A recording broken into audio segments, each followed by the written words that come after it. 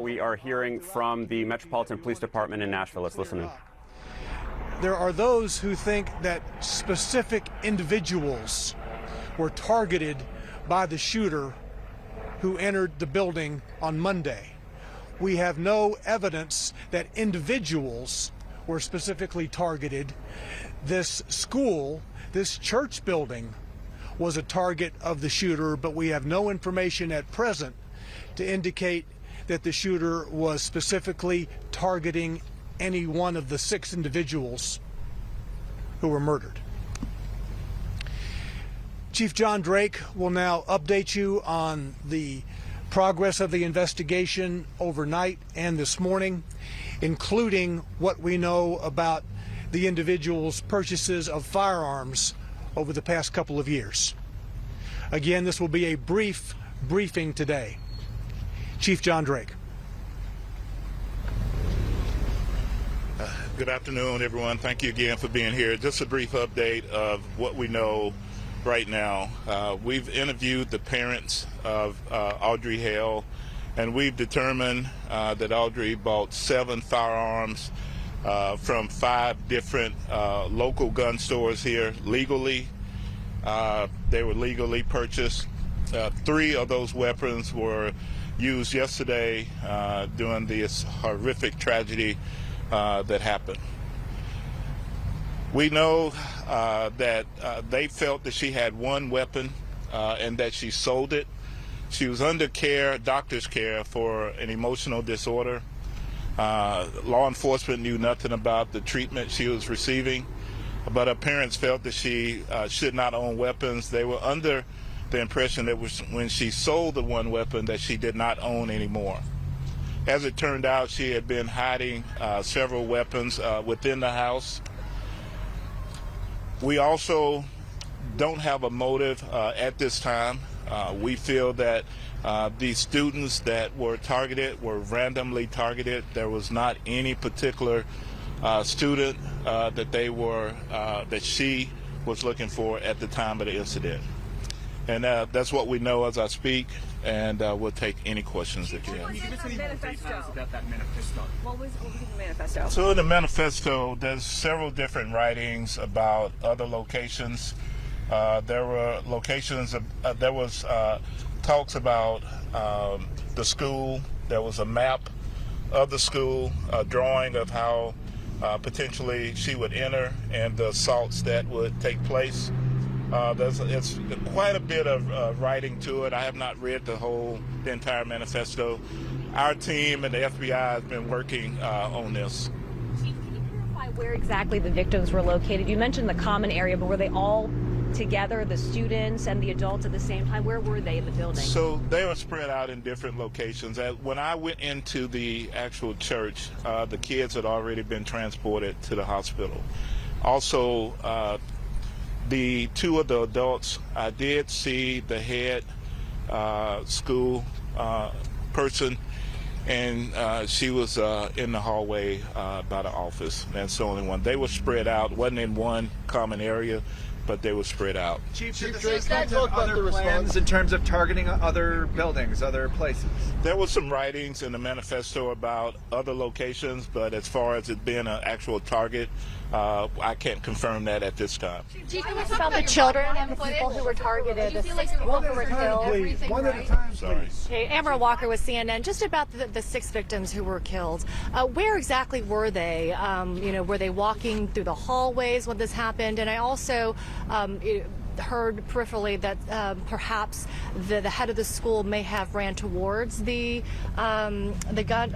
shooter. It's very possible the head of the school could have done that. I can't confirm that one way or the other. I do know she was in the hallway by herself. There was a confrontation. I'm sure you can tell the way she was laying in the hallway. There was the custodian, the African American, that she shot through the door to enter. She sprayed rounds through the glass, striking him. You could see where he came to rest. As far as the others, they were just spread out in different locations. Confrontation that you said between I the can't say it was a confrontation, but they were met. She met the head person in the hallway. This man right here. Yeah. Thank you. Chief, you mentioned the guns, the multiple guns, and that the shooter was under the care of a doctor. Is there any law in this state that would have allowed police to take those guns away from this person had it been reported? If it had been reported, there's not a law for that, but had it been reported that she was suicidal or that she was going to kill someone and had been made known to us, then we would have tried to get those weapons. But as it stands, we had absolutely no idea actually who this person was, if she even existed. So. Chief, can you talk a little bit about the time? What else did the parents say? Did they expect anything like this to happen? So we know yesterday the Ms. Hill was leaving out of the residence. She had a red bag. They asked her what was in the red bag, and I think she just dismissed it because it was a motherly thing, and didn't look in the bag because at the time she didn't know that her daughter had any weapons and didn't think any differently. Again, they lost a child, so it was very traumatic for them. So, Chief, watching the body cam. I think you would first. Yeah. So. Could you talk about the police response? I know they engaged the shooter pretty quickly once they got to the school, but can you talk about the events that led up from when they got the call, what time did they arrive at the school, and could you talk about that time, because it appears about maybe like 14 minutes or so? Yeah, so they got the call at 10:13, and by 10:24 they had engaged the suspect. As they arrived on the property, there were police cars being hit by gunfire. The suspect was in an upper level. We believe there's been some training of being able to shoot from a higher level. And her gunfire, from the video I've seen, she stood away from the glass so she wouldn't be an easy target to be shot. But as officers were approaching the building, there was gunfire going on. They went in, they went through door by door as we clear buildings.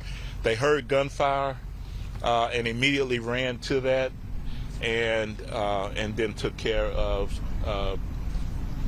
this horrible situation. And how long did it take officers to actually get to the school initially from when the first call came in? From the time it went out, from 10:13 to 10:24, it was over. The exact time, arrival time, I'm not sure. I know that myself, I ran emergency, and as I got there, they were coming out bloody and all kind of things were happening, so I barely missed being able or being there to go in as well. So it was really quick, the response. And I think you were next. So. Yeah, Chief, I was just going to ask you about the two officers whose body cam we've seen this morning. Had they ever been placed in a situation like that before? To my knowledge, I do not remember if those two in particular have been in that situation. Officer Collazo has worked as a paramedic with the SWAT team, so I'm sure he's had some type of weapons training.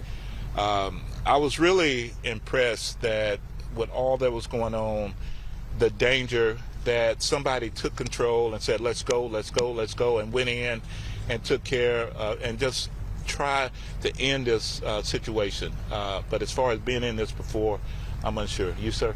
Sir, a friend of the families has reported, a friend of the Hale family has reportedly said that Audrey was autistic. Can you speak to that, if you know if that's in fact true?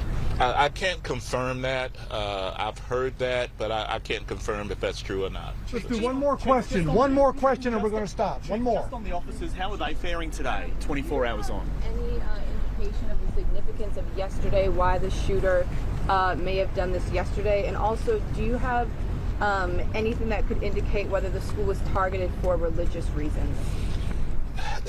I can't confirm either. I'm not sure if that we're approaching a holy period at Easter and all of that. I can't confirm any of that. Do not know. And so why she targeted that particular church, we do know she was a student at that church at one point.